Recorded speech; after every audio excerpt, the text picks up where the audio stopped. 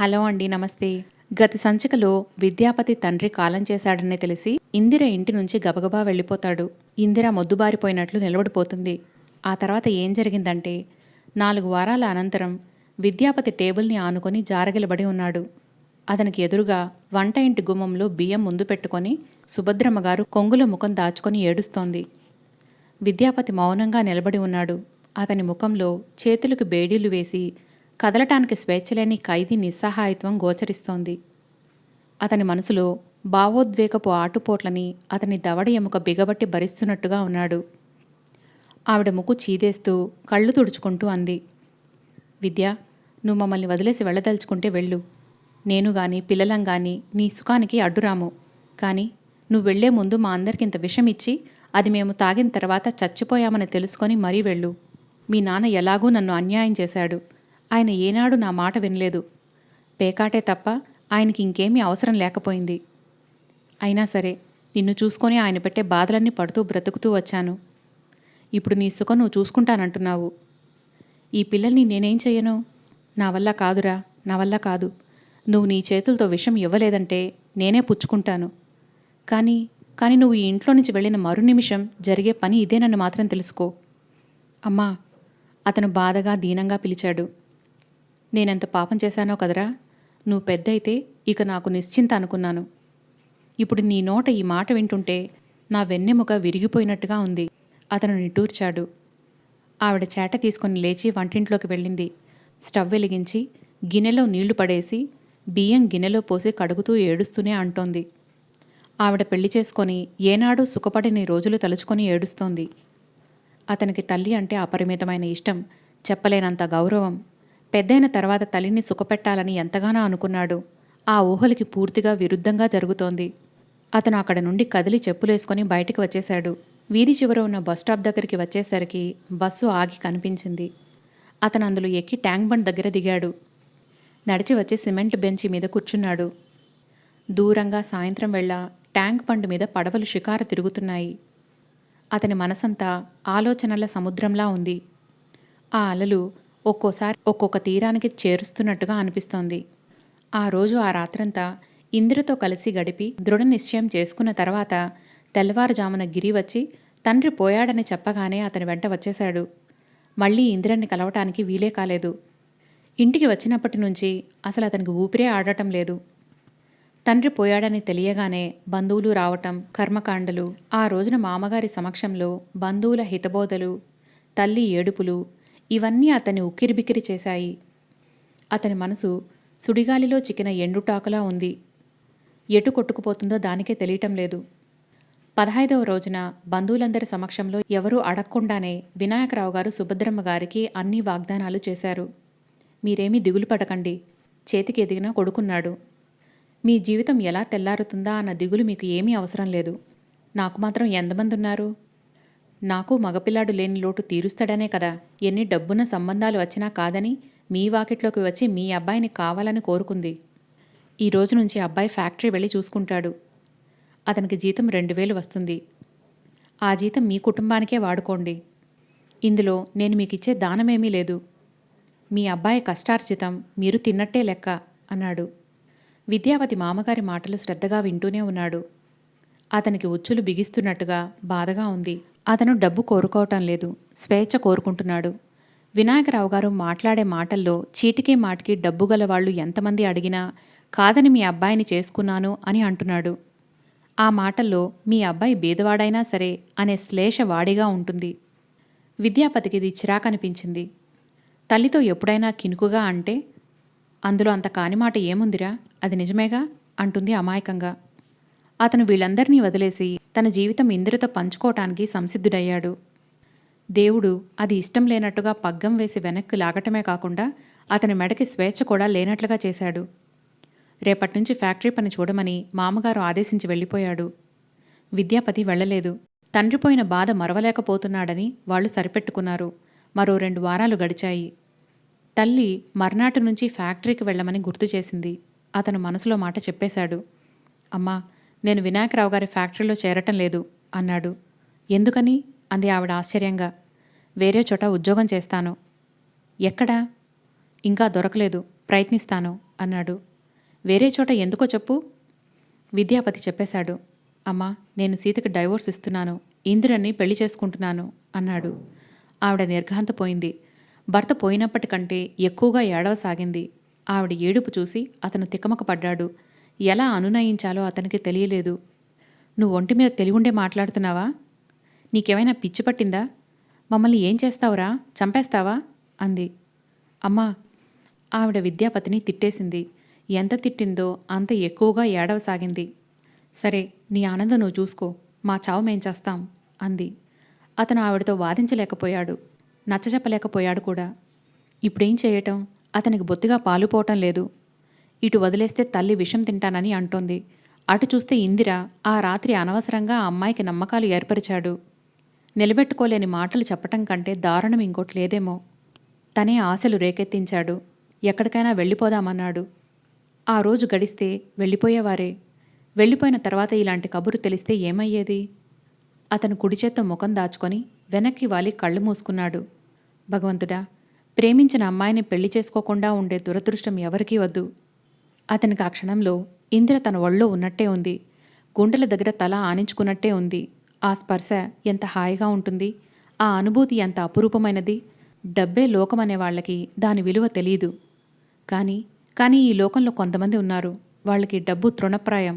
అవసరానికి మించి అవసరం లేదు. మనిషి ప్రేమించిన తోడుతో వచ్చే సుఖం నిజమైన సరోవరం లాంటిది. మనిషికి డబ్బుతో వచ్చే సుఖం ఎండమావి లాంటిది. చాలామందికి ఎండమావి కోసం పరిగెత్తడంతోనే జీవితం అయిపోతూ ఉంటుంది. అతనికి అధికార వ్యామోహం లేదు. సంపదతో వచ్చే సుఖాలు అవసరం లేదు. డాబులు దర్జాలకి అతను ఎప్పుడూ దూరంగానే ఉంటాడు. అతనికి నిజమైన ఆత్మీయత పంచే తోడు కావాలి. జీవితాన్ని నిరాడంబరంగా సుఖమయం చేసుకోగల దీశాలి అతను. అతనికి సరైన జోడి ఇందిర. ఇందిర స్వభావం కూడా సరిగ్గా అలాంటిదే. ఉన్నంతలో ఆనందంగా ఉండటం అది సామాన్యమైన విషయం కాదు. దానికి నేర్పు చాలా కావాలి. అతనికి తెలుసు ఇందిరతో కలిసిన జీవితం సుఖ సంతోషాలతో విలసిల్లుతుంది అని. అతనికి ధైర్యం ఉంది. ధైర్యంగా ఇందిర చేతి కోసం చెయ్యి చాచగలడు. కానీ ఆ చెయ్యి కదలటానికి వీల్లేకుండా భగవంతుడు బేడీలు వేశాడు. స్వార్థం చూసుకొని ఇందిరని దగ్గర చేసుకొని తల్లిని చెల్లెళ్ళని వదిలేయటమా? లేక స్వార్థం వదులుకొని తల్లిని సుఖపెట్టి ఇందిరని బాధపెట్టటమా? అతనికి ముందు నుయ్యి వెనక గొయ్యి అన్నట్టుగా ఉంది. అతను ఆలోచించాడు. బాగా ఆలోచించే నిర్ణయానికి వచ్చాడు. జేబులో నుంచి చిన్న డైరీ తీసి అందులో రాశాడు. ఇందు, క్షమించమని అడిగే అర్హత కానీ సాహసం కానీ లేవు. నాన్న పోవడం నిజంగా నా దురదృష్టం. బహుశా నా జన్మకి సుఖపడే రాత లేదనుకుంటున్నాను. ఆనాడు సీతని పెళ్లి చేసుకోనంటే నువ్వు అమ్మవాళ్ల వైపు తోశావు. ఈరోజు నేను వాళ్ళని తోసుకొని రావాలని ప్రయత్నిస్తుంటే భగవంతుడే నన్ను బందీని చేశాడు. ఆ రాత్రి నీతో గడిపినది నిజమేనా అనిపిస్తోంది. ఇందు, ఆ రాత్రి ఒక కలగా మర్చిపో. ఒక మాట మాత్రం గుర్తుపెట్టుకో. నాకు ఆనందంగాని సుఖంగాని ఉంటే అవి నీ దగ్గరే దొరుకుతాయి. నేను నా ఆనందాన్ని సుఖాన్ని వదులుకుంటున్నానని నువ్వు ఎప్పటికైనా అర్థం చేసుకుంటావు. విద్యాపతి. అతను రాయటం పూర్తయిన తర్వాత మరోసారి చదివాడు. తర్వాత ఆ పేజీ డైరీలో నుంచి చింపి మడత పెట్టాడు. ఆ రాత్రి ఇంటికి వచ్చే ముందు కవరు కొని అడ్రస్ రాసి ఆ కాగితం పెట్టి ఇందిరికి పోస్ట్ చేశాడు. ఇంటికి వచ్చి పడుకున్నాడతను. అతని మనసు శూన్యంగా అర్ధరహితంగా ఉంది. చెల్లెలు వచ్చింది. చెయ్యి పట్టి లాగుతూ, అన్నయ్య, అమ్మ నువ్వు వెళ్ళినప్పటి నుండి ఒకటే ఏడుస్తోంది. సాయంత్రం ఎవరికి అన్నం కూడా పెట్టలేదు. అన్నం పెట్టమంటే పోయి చావమంటోంది అంది బిక్కమొహంతో. అతను క్షణంసేపు చెల్లెలి వైపు చూశాడు. ఆ కళ్ళలో అమాయకత్వం, భయం, బాధ రెపరెపలాడుతున్నాయి. లేచి కూర్చున్నాడు. చెల్లెలి తలని దగ్గరకు లాక్కొని, నేను బ్రతుకుండగా నీకెలాంటి బాధ రానియను అన్నాడు. చెల్లెల్ని తీసుకుని లోపలికి వచ్చాడు. వంట ఇంటి తలుపు తీశాడు. చెల్లెళ్లను తమ్ముళ్లను పిలిచి కంచాలు పెట్టుకోమన్నాడు. అతనే అన్నం వడ్డించసాగాడు. ఒక దాంట్లో అన్నం పెట్టి తల్లిని పిలిచాడు. అమ్మా, లేచి అన్నానికిరా అన్నాడు. తల్లి మాట్లాడలేదు. ఇంకెప్పుడు నిన్ను బాధ పెట్టను. రేపు నేను వెళ్ళి వినాయకరావు గారి ఫ్యాక్టరీలో జాయిన్ అవుతున్నాను. ఆవిడ తలెత్తి చూసింది. అన్నానికి రామ్మా, నువ్వు పొద్దున కూడా తినలేదు. ఆవిడ కళ్ళల్లో నీళ్లు ఉబ్బికినాయి. తుడుచుకుంటూ లేచి వచ్చింది. సీత వరండాలో కూర్చొని ఒడిలో కుందేళ్లను కూర్చోబెట్టుకొని దాన్ని దువ్వుతూ మేత తినిపిస్తోంది. ఇంతలో పంజరంలో ఉన్న చిలక హఠాత్తుగా, సీతా సీతా, నీ మొగుడొచ్చాడే అంటూ అరిచింది. నోరు మూసుకో, సీత కోపంగా అనబోతూ మాట సగంలోనే ఆపేసింది. విద్యాపతి నిజంగానే వచ్చాడు. క్షణంసేపు సీత అతన్ని చూడగానే నోటమాట రానిదానిలా అయిపోయింది. విద్యాపతి మొహమాటంగా అక్కడే నిలబడిపోయాడు. సీత, మొగుడొచ్చాడే మళ్ళీ అంది చిలక. సీత చిలక వైపు చురుచురా చూసింది. నోరు మూసుకో, మెడలో తాళి కట్టినంత మాత్రాన మొగుడేమవ్వరు. వచ్చిన ఆయన మా నాన్నకి అల్లుడు, నాకు మొగుడేం కాదు. ఆయనకి మా నాన్న డబ్బు మీద ప్రేమ, నా మీదేం లేదు. కుర్చీలో నుంచి లేచి జడని విసురుగా వెనక్కి వేసుకుని చరచరా వెళ్ళిపోయింది. విద్యాపతి ముఖం ఎర్రబడిపోయింది. ఒక క్షణం గిరుక్కున వెనక్కి తిరిగి ఆ ఇంటికి 1000 మైళ్ల దూరంగా పారిపోవాలని అనిపించింది. ఇంతలో వినాయకరావు గారు అక్కడికి రానే వచ్చారు. విద్యాపతిని చూడగానే ఆయన ముఖం చాటంతయింది. రావోయ్, రారా. అదేమిటి, కబురు చేస్తే కారు పంపేవాడిని కదా. అమ్మగారెలా ఉన్నారు అని అడిగాడు. బాగానే ఉన్నారు. రా లోపలికి. సీతా, సీతా, ఎవరొచ్చారో చూశావా? చూశాను, మీ అల్లుడు గారు వచ్చారు. ఆ మాటలో వ్యంగ్యం ఆయన చెవులకి తాకలేదు. ఒరే వెంక, కాఫీ పట్రా. ఇప్పుడేం వద్దండి, కాఫీ తాగే వచ్చాను. ఫ్యాక్టరీకి వెళ్దామని.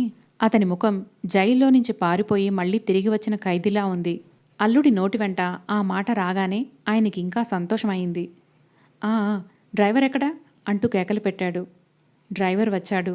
వినాయకరావు గారు అల్లుడిని వెంటబెట్టుకుని కారులో ఫ్యాక్టరీకి వెళ్ళిపోయాడు. సీత మేడ మీద నుంచి కారు వెళ్ళిపోయే వరకు చూస్తూనే ఉంది. అతను రాగానే ఎంత సంతోషం వేసింది. సీత, బాగున్నావా అని ఒక్క మాట అడిగితే నోటిముత్యాలమైనా రాలిపోతాయా? ఆ చూపులు ఎలా ఉంటాయో ఈ ప్రపంచంలోకెల్లా పెద్ద శత్రువు అన్నట్టు చూస్తాడు. నేనేం చేశాను? అసలు నన్ను పెళ్ళెందుకు చేసుకోవాలి? చేసుకున్న తర్వాత భార్యగా నా అధికారం నాకు ఉండకూడదా? ఆ సమయంలో ఇందిర గుర్తుకు వచ్చింది. ఇందిరకేముంది? ఉద్యోగం చేస్తే కానీ జీవితం గడవదు, తినటానికి తిండే ఉండదు. తను అలా కాదు. అన్ని సుఖాలు భగవంతుడు పుట్టుకతోనే ప్రసాదించాడు. అసలు ఇంతవరకు బాధ అనేది ఏమిటో తెలియనే తెలీదు. ఈ పెళ్లి అవటంతోనే మొదలైంది. విద్యాపతిని చూసి ఇష్టపడింది. అతనితో పెళ్లి జరుగుతుంటే ఆనందం ఉప్పొంగిపోయింది. కానీ ఆ ఆనందం నీటి బుడగలా పేలిపోయింది. ఆయన మనసు ఇందిరా అనే అమ్మాయి మీద ఉందని తెలియగానే అతన్ని చంపేయాలన్నంత కోపం వచ్చింది. అలాంటప్పుడు తనని ఎందుకు పెళ్లి చేసుకున్నట్టు? ఇందిర మీద విద్యాపతికి ప్రేమ ఉన్నదంటే సీతకేం బాధలేదు. కానీ తననెందుకు పెళ్లి చేసుకోవాలి అన్నదే కసి. సీతకిలాంటివి అస్సలు గిట్టవు. తండ్రి పోయినప్పుడు విద్యాపతి ఇందిర ఇంట్లో ఉన్నాడని సీతకు తెలిసింది. సీత మనసు చేదుగా అయింది. ఒక్కోసారి అతన్ని మార్చుకోవాలని, సహనం పట్టాలని అనిపిస్తుంది. కానీ ఇలాంటివి వింటే మనసు బగ్గున మండుతుంది. విద్యాపతి మీద సీతకి ఎప్పుడూ గౌరవం లేదు. అతని పెళ్లి ఎందుకు చేసుకున్నాడో తనకి బాగా తెలుసు. డబ్బు కోసం. సీత ఇది ఏమాత్రం క్షమించలేకపోతోంది. అతన్ని తన మాటలతో, చేష్టలతో వీలైనంతగా హింసించి ప్రతీకారం తీర్చుకోవాలని అనిపిస్తోంది. ఆడపిల్లంటే ఏమనుకుంటున్నాడు? ఆటబొమ్మ అనుకుంటున్నాడు కాబోలు. డబ్బున్న అమ్మాయిని చేసుకొని ఆ ఇంద్రతో సుఖపడవచ్చని అనుకుంటున్నాడు కాబోలు.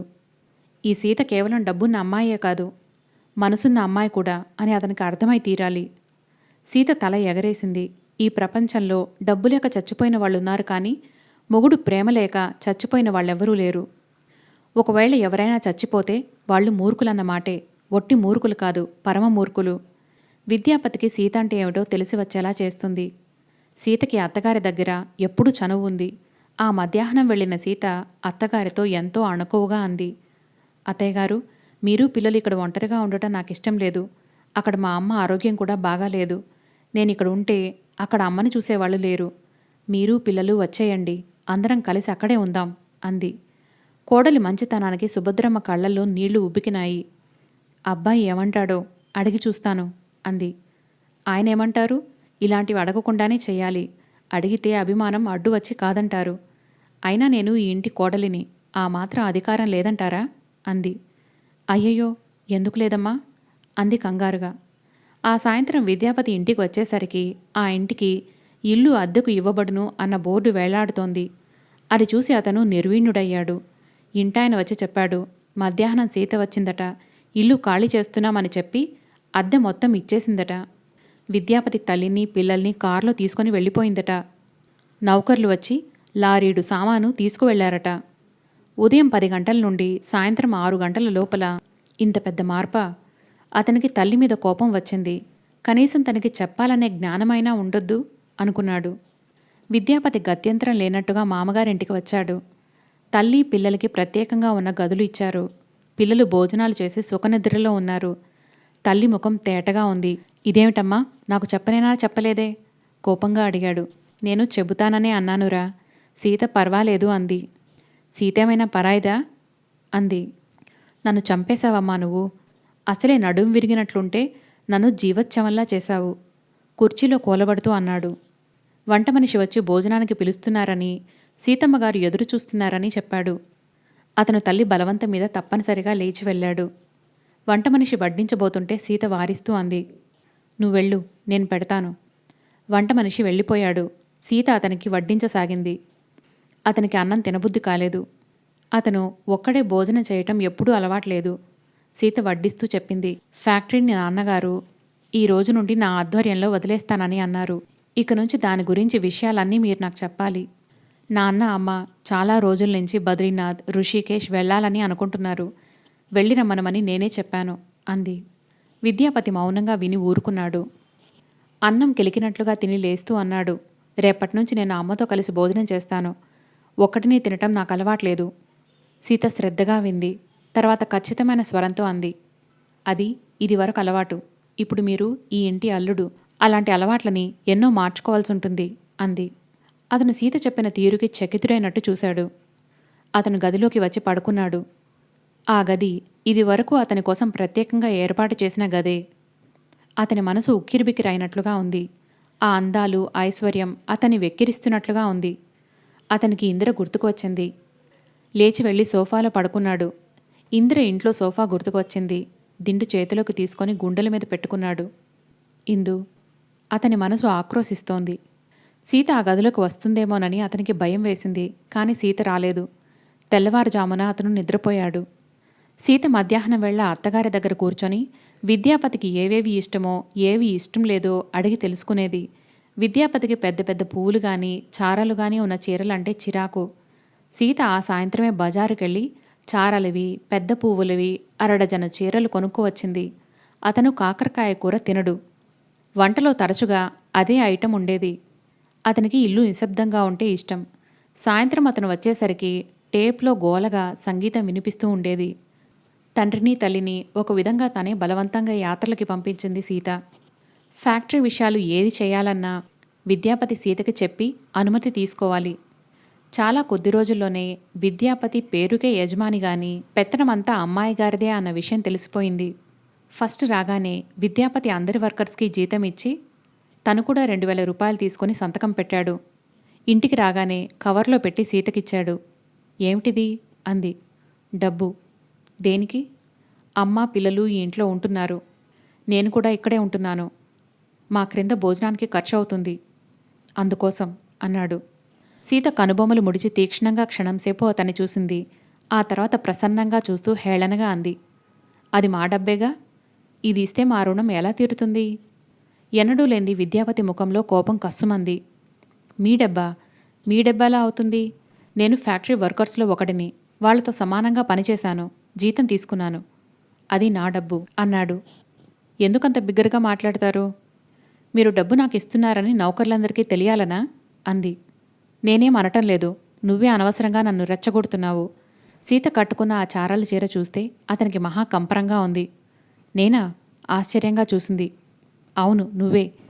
క్రిందటి వారం ఫ్యాక్టరీలో గోవింద్ భార్యకి ఒంట్లో బాగా లేదన్నాడని నేను సెలవిస్తే నీతో చెప్పకుండా మానేశాడని జీతం కట్ చేయించావు. అన్నీ నువ్వే చూసుకోదలుచుకున్నప్పుడు ఇంకా నేనెందుకక్కడ అన్నాడు. లోకం దృష్టిలో మీకు పని పాట లేదు అని అనుకోకుండా ఉండేందుకు. మీ అమ్మగారు కోడలి సొమ్ము తింటున్నానని బాధపడకుండా ఉండేందుకు అంది. ఓహో! అతను ఆవేశంతో ఉడికిపోతున్నాడు. సీతని ఆ క్షణంలో చాచి కొట్టాలన్నంత కోపం వచ్చింది. కానీ తమాయించుకున్నాడు. సరే, ఇప్పుడు తెలిసిందిగా. విసురుగా వెనక్కు తిరిగి వెళ్ళిపోయాడు. ఆగండి, సీత పిలిచింది. అతను ఆగాడు. ఆ 2000 మీ అందరి ఖర్చులకి. మరి నా కోసం? అతను ఆశ్చర్యంగా తిరిగి చూశాడు. నీకోసమా? అవును. మీరు నన్ను పెళ్లి చేసుకున్నారు. మీ అమ్మని చెల్లెళ్ళని పోషించుకునేటప్పుడు నా సంగతి చూడనవసరం లేదా? మీరు దారుఢ్యంగా కష్టపడి సంపాదించగలిగిన స్థితిలో ఉన్నప్పుడు నేను మా నాన్న సొమ్ము ఎందుకు తినాలి? అతనికి దవడ ఎముక కదలాడింది. ఎంత కావాలి నీకు? సీత చేతిలో డబ్బు చూపింది. ఈ 2000 నా ఖర్చులకి సరిపోతాయి. మీ అమ్మ కోసం చెల్లెళ్ల కోసం ఇంకాస్త సంపాదించండి అంది. అతను కోపం దిగమింగుతూ చూశాడు. చూడండి, నేను మీ భార్యగా ఏ సుఖాలు పొందలేకపోయినా సంఘంలో మీ భార్యగానే చలామణి అవుతున్నాను. ప్రతిదానికి విలువనేది ఉంటుంది. మీ భార్యని అనిపించుకోవటం కోసం నేను కొన్ని విషయాల్లో అయినా సంతృప్తి పొంది తీరాలి. నేను నా కోసం కాకపోయినా మా అమ్మా నాన్నల పరువు కోసమైనా మిమ్మల్ని భర్తగా భరించడానికి రాచిపట్టాను. నా భర్తగా మీరు కొన్ని మర్యాదలు పాటించాలి. ఆ మర్యాదపు హద్దుల్లో మీరున్నంత వరకు నేను మీ జోలికి రాను. ఏమిటి నువ్వనేది? స్పష్టంగా చెప్పు, అతను తీక్ష్ణంగా అడిగాడు. సీత కూడా తీక్ష్ణంగానే చూస్తూ అంది. నిన్న రత్న అనే అమ్మాయి ఫ్యాక్టరీకి ఎందుకు వచ్చింది? మీకు స్నేహితులు ఉంటే కలుసుకోండి, నాకు సంబంధించిన పరిధిలోనికి మాత్రం రానియొద్దు. ఆఫీస్లో మీరేం చేసింది నాకు తెలుస్తుంది, ఆ విషయం బాగా గుర్తుంచుకోండి అంది. విద్యాపతి ముఖం ఎర్రబడిపోయింది. క్షణంసేపు జవాబు చెప్పలేని వాడిలా చూశాడు. సీత అక్కడి నుండి వెళ్ళిపోయింది. అతను మెల్లగా తల్లి గదిలోకి వచ్చాడు. పిల్లలు చదువుకుంటున్నారు. తల్లి మిషన్ దగ్గర ఏదో కుడుతోంది. నిన్న రత్న ఆఫీస్కి వచ్చిన మాట నిజమే. ఇందిరకి బాగా జ్వరంగా ఉందిట, లేవటం లేదుట. ఆ మాట విన్నప్పటి నుంచి వెళ్ళి వెంటనే ఇందుని చూసి రావాలని అతని ప్రాణం పీకుతోంది. వెళితే బాగుంటుందా? ఇందిరకి సుస్థి అనగానే అతను కృంగిపోయాడు. ఇందిర చాలా ఆరోగ్యంగా ఉంటుంది. ఏమైంది? అన్నం నీళ్లు లేవట, చాలా చిక్కిపోయిందట. ఎవరైనా మాట్లాడిస్తే ఏడుస్తోందట. ఉద్యోగానికి సెలవు పెట్టేయటంతో జీతం రావటం లేదు. ఇంట్లో చేసేవాళ్లు కూడా లేరు. అత్తగారి సుస్థితోనే చచ్చిపోతుంటే ఇదేమిటి అంటూ అక్క విసుక్కుంటోందట. విద్యాపతి ఇందిరని హాస్పిటల్లో చేర్పించమని చెప్పాడు. చేర్పిస్తాం నిజమే, కాని చూసేవాళ్లేరి అంది రత్న. అతనికి ఏం చెప్పాలో తోచలేదు. రత్నకి ఇందిరని చూడమని మరీ చెప్పాడు. ఇందిర ఆరోగ్యం గురించి అతనికి ఆందోళనగా ఉంది. ఏం చేయటానికి పాలుపోవటం లేదు. ఇందిర దగ్గరికెళితే సీత చేసే గొడవ అతను ఊహించనిదేం కాదు. అతను ఏం చేయాలో తెలియని వాడిలా కూర్చుండిపోయాడు. విద్యాపతి తనని చూడటం లేదని సీతకి చాలా రోషంగానే ఉంది. ఆ ఇందిర మీద అంతులేని ఆగ్రహం, ఈర్ష్య కలగసాగాయి. ఆ అమ్మాయికి ఏముంది, అందమా డబ్బా అని కించపరచాలని అనుకునేది. కాని చిత్రంగా సీత మనసు దానికి ఎదురు తిరిగేది. ఏమీ లేకపోవటమేమిటి, విద్యాపతి ఇందిరవాడేగా అనేది. దానితో సీతకి తను తూస్తున్న తులాదండం పూర్తిగా ఇందిరవైపే మొగ్గిపోయినట్టుగా ఉంది. విద్యాపతి ఇందిరని హాస్పిటల్లో చేర్పించాడు. హాస్పిటల్ నుంచి సీతకి ఫోన్ చేశాడు. ఇందిరకి సుస్థిగా ఉంది, నేనిక్కడే ఉన్నాను, ఇంటికి వచ్చేసరికి ఆలస్యం అవుతుందేమో అన్నాడు. అతని ధైర్యానికి సీత విస్తుపోయింది. అతను చెప్పదలుచుకున్నది చెప్పేసినట్లుగా, పని అయిపోయినట్లుగా ఫోన్ పెట్టేశాడు. సీతకి పూనకంలా ఆవేశం వచ్చింది. ఎన్నడూ లేంది కాళ్ల దగ్గరికి వచ్చి ఆడుతున్న కుక్కపిల్లని ఒక్క తన్ను తన్నింది. అది కుయ్యోమంటూ తోక ముడుచుకొని బయటికి పారిపోయింది. సీతా సీతా, ఆకలేస్తోందే అంటున్న చిలక వైపు కోపంగా చూసింది. ఎందులోనైనా పడి చావు అంటూ పంజరం తలుపులు తెరిచింది.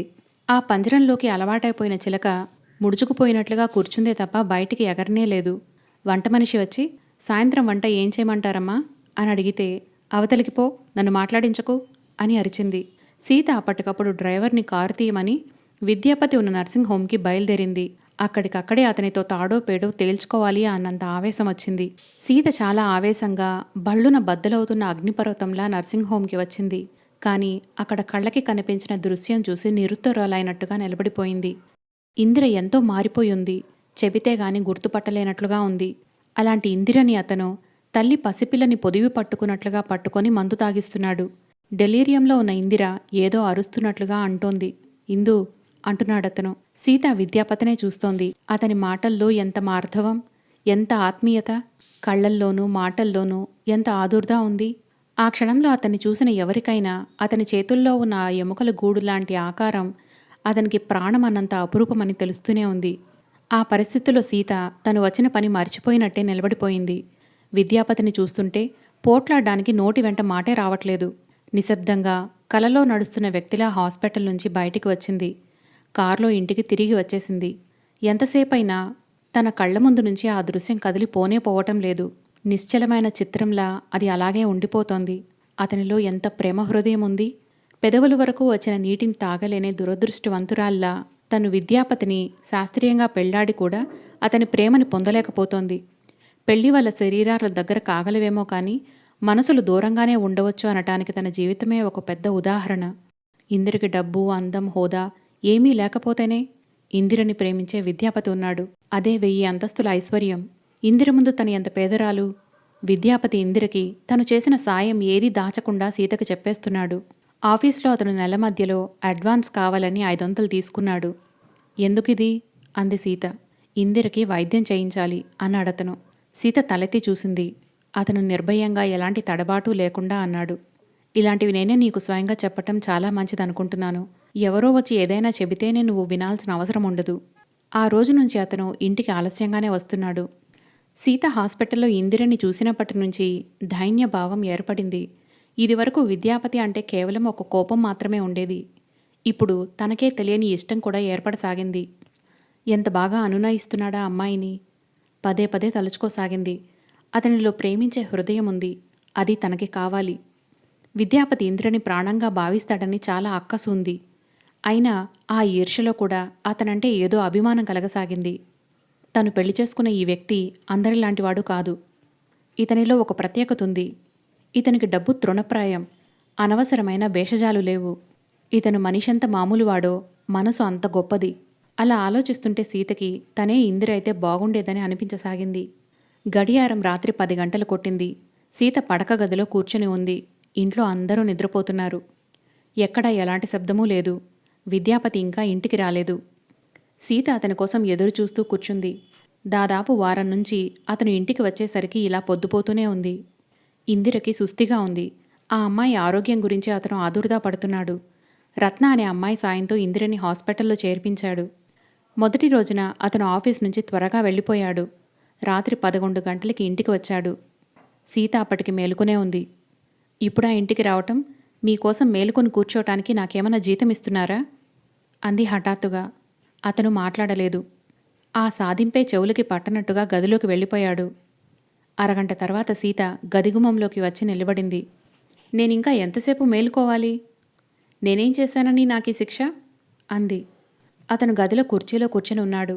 సీత, దయ్యుంచి ఈరోజు మాత్రం నన్నేమీ అనుకో. ఆ కంఠంలో అంతులేని వ్యధ, నిస్సహాయత్వం ఉంది. ఈరోజా? కాకపోతే ఇంకో రోజు మాత్రం మిమ్మల్ని అనగలిగే అధికారం నాకేముంది అంటున్నాను. మీరు లేచి భోజనానికి రండి అంది. నాకు ఆకల్లేదు అన్నాడు. మీకోసం చూస్తూ నేను తినలేదు నిష్ఠూరంగా అంది. నాకోసం చూడొద్దని ఎన్నిసార్లు చెప్పాను అన్నాడు విద్యాపతి. ఎన్నిసార్లు చెప్పినా నా బుర్రకెక్కదు, సరేనా? మీకు ఆకలి లేకపోతే చెప్పండి, నేను కూడా పడుకుంటాను. నేను మధ్యాహ్నం కూడా తినలేదు అంది. తన కోసం సీత భోజనం మానేయటం అతనికి బాగా అనిపించలేదు. మౌనంగా లేచి వచ్చాడు. అతను కాళ్ళు చేతులు కడుక్కొని బట్టలు మార్చుకొని వచ్చేసరికి సీత అన్నం వడ్డిస్తోంది. అన్నం వేడిగా ఉండటం అతనికి ఆశ్చర్యం వేసింది. సాధారణంగా సీత వంట చేయదు. చేయాల్సిన అవసరం కూడా లేదు. వంట మనిషి ఉన్నాడు. అప్పుడప్పుడు తన కోసమే ఇలా చేస్తుంటుంది. సీతకి వంట వచ్చనే విషయం అతనికి ఆశ్చర్యాన్ని కలగజేసింది. ఆనందం కలిగింది కూడా. ఏ ఆడపిల్లకైనా కాస్తైనా వంట వచ్చి ఉండాలనేది అతని అభిమతం. సీత కొన్ని అలవాట్లతో అతన్ని క్రమంగా బిగించసాగింది. రాత్రి అతను వస్తే గాని తను అన్నం తినదు. అతను వెంట ఉంటే గాని సినిమాకి గాని బంధువుల ఇంటికి గాని వెళ్ళదు. ఉదయం ఆఫీస్కి వెళ్తుంటే విద్యాపతి తల్లి రోజూ పోరుతూ ఉంటుంది. ఒరేయ్, సాయంత్రం త్వరగా ఇంటికి రారా, ఆ అమ్మాయి నీకోసం ఎదురుచూస్తూ ఉంటుంది అంటుంది. తన మంచితనంతో, మాటల నేర్పరితనంతో సీత సుభద్రమ్మ గారిని, పిల్లల్ని బాగా లోబరుచుకుంది. అందరి ఆడపిల్లల్లా మగడి మీద అలుకతో అత్తగారిని ఈసడించలేదు. ఈ బరువు భారం మాకెందుకు అని బాధపడలేదు. అత్తగారు అమాయకురాలు. విద్యాపతి మంచివాడే కాని అతని మంచితనానికి ప్రస్తుతం గ్రహణం పట్టింది. ఆ చీకట్లు ఎప్పటికైనా తొలగిపోతాయని సీతకి కొండంత ఆశ. చిన్నప్పటి నుంచి మణమ్మగారి అండదండల్లో పెరిగిన సీతకి యోగుల మీద, జాతకాల మీద, గ్రహబలం మీద చాలా నమ్మకముంది. తరచుగా ఆ ఇంటికి వచ్చి ఆతిథ్యం స్వీకరించి వెళ్లే బాబా ఒక ఆయనున్నాడు. ఈసారి కూడా ఆయన హిమాలయాల నుంచి వచ్చినప్పుడు వినాయకరావు గారింట్లోనే ఆతిథ్యం పొందాడు. తల్లిదండ్రులు లేకపోయినా సీత అన్ని ఏర్పాట్లు చేసింది. ఆయన వస్తే లాయర్లు, డాక్టర్లు, పెద్ద ఉద్యోగస్తులు ఎంతోమంది వచ్చి కలిసి తమ కష్టసుఖాలు చెప్పి వెళుతూ ఉంటారు. సీత ఒకనాటి సాయంత్రం ఆయన దగ్గర కూర్చుంది. ఆయన ఎన్నో విషయాలు చెబుతూ ఉంటాడు. జీవితం పట్ల రక్తిని, విరక్తిని కలిగించే ఈ మనసు అనే మహామాయ చేసే లయ విన్యాసాలు ఆయన మాటల ధోరణిలో చెబుతూ ఉంటే చెవులకింపుగా, ఎంత విన్నా తనివి తీరనట్లుగా ఉంటుంది. సీతని చాలా రోజుల నుంచి పీడిస్తున్న సందేహం ఆయన ముందు వెలిబుచ్చింది. బాబాగారు, మనకొక మనిషి మీద చాలా ఇష్టం ఏర్పడిందనుకోండి, అతనికి మన మీద ఏమాత్రం ఇష్టం అనేది ఉండనే ఉండదనుకోండి, అప్పుడేం చేయాలి? ఆయన క్షణం ఆలోచించారు. చూడమ్మా, మనం ఎవరి ఇష్టాన్నైనా పొందాలి అనుకుంటే వాళ్ళకి ఇష్టమైన పనులు చేయాలి. అది సులభమైన మార్గం అన్నారు. అంటే ఉదాహరణకి నువ్వు ఒక వ్యక్తి చేత ఆకర్షింపబడ్డావే అనుకో, అతనికి కూడా నీవంటే అలాంటి ఆకర్షణే రావాలి. అతని దృష్టి నీ వైపు మళ్ళాలి. ఎలా? ఉదాహరణకి అతనికి పుస్తకాలంటే చాలా ఇష్టం అనుకో, ఆ పుస్తకాలేవో తెచ్చి ఆయనకు అందుబాటులో ఉంచాలి. అతనికి అందని వస్తువుని నువ్వు సంపాదించి అతనికి కానుకగా ఇవ్వాలి. అప్పుడు తప్పకుండా ఆ మనసు అతను నీ ద్వారా పొందిన దానికంటే నీ మీదకే లగ్నమవుతుంది. అర్థమైందా లేదా? అడిగాడు. సీత అర్థమైందన్నట్టు తల ఊపింది. ఆ క్షణం నుంచి ఆ మాటలు సీత మనసులో ప్రతిధ్వనించసాగాయి. విద్యాపతి ప్రేమను పొందాలంటే అతనికి ఇష్టమైన పనులు చేయాలి. తను ఇంతవరకు ఏం చేసింది? అంతా వ్యతిరేకంగా ప్రవర్తించింది. అతనికి మరింత దూరమైంది. సీత చారల చీరలు, పెద్ద పెద్ద పువ్వుల చీరలు పని మనిషికిచ్చేసింది. అదేమిటి అమ్మాయి, మొన్ననేగా కొన్నావు కొత్త చీరలు అంది అత్తగారు. వాటిమీద ఇష్టం పోయిందత్తయ్య అంది. భోజనంలో ఆ రోజు నుంచి అతనికి ఇష్టం లేని కూరలు మళ్లీ కంటికి కనిపించలేదు. సీతకి అంతటితో తృప్తి కలగలేదు. ఆ హాస్పిటల్లో తనకు తెలిసిన డాక్టర్కి ఫోన్ చేసింది. ఆయనని ఇందిరకి వైద్యం చేయమని కోరింది. బిల్లు తను ఇస్తాననంది. ఈ విషయం విద్యాపతికి తెలియనివ్వద్దని అంది. ఇంట్లో ఇదివరకులా చిర్రుబురుమనటం లేదు. ముభావంగా ఉంటోంది. ఇదివరకు తనే 10 సార్లు అవసరం ఉన్నా లేకపోయినా అతన్ని పలకరించేది. ఇప్పుడది మానేసింది. అతను పలకరిస్తేనే మాట్లాడే స్థితి ఏర్పరిచింది. అతనికి దూరంగా ఉండసాగింది. విద్యాపతి సీతలో వస్తున్న ఈ మార్పు గుర్తుపట్టాడు. సీతకి తన పట్ల విరక్తి కలుగుతోందని సంతోషించాడు. మంచం మీద నీరసంగా పడుకొని ఉన్న ఇందిర మెల్లగా కళ్ళు తెరిచి చూసింది. మీదికి ఒక ముఖం వంగి ఎలా ఉంది అని అడుగుతోంది. ఇందిర కళ్ళు శాంతం విప్పి చూసింది. ఎదురుగా లావుగా బొద్దుగా తెల్లగా ఒక అమ్మాయి కూర్చొని ఉంది. ఇందిరని చూడగానే స్నేహపూర్వకమైన చిరునవ్వు నవ్వింది. నన్ను గుర్తుపట్టారా? మీ విద్యాపతి భార్యని, సీతని అంది. ఇందిర గబ్బాలన లేచి కూర్చుంది. మీరు కంగారుగా అంది. సీత ఇందిర భుజం మీద చెయ్యి వేసి పడుకోండి, పర్వాలేదు. నేనేమీ పరాయిదాన్ని కాను, మీ విద్యాపతి భార్యనేగా. మనలో మనకి మర్యాదలేమిటి అంది. ఇందిర అయోమయంగా చూస్తోంది.